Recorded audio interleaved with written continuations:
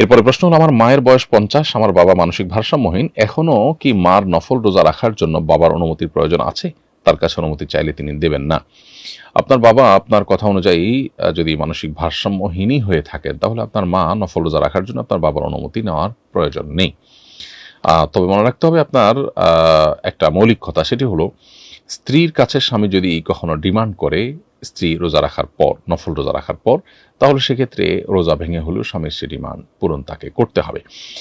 কারণ এই বিষয়টি মূলত একটি সমাজের স্থিতিশীলতা, সুস্থতা এবং স্বাভাবিকত্বের জন্য দেওয়া।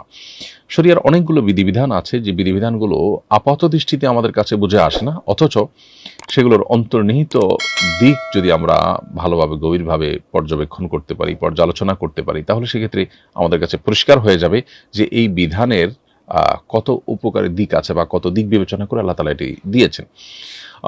সমাজে ব্যভিচার, নারীর প্রতি পাশবিক নির্যাতন এবং সমাজে আপনার যত রকমের এই জাতীয় অপরাধ সংগঠন হয়ে থাকে সেগুলো যেন না হয়, তার জন্য শরিয়া বহু রকমের ব্যবস্থা রেখেছে, এর মধ্যে এটাও একটা।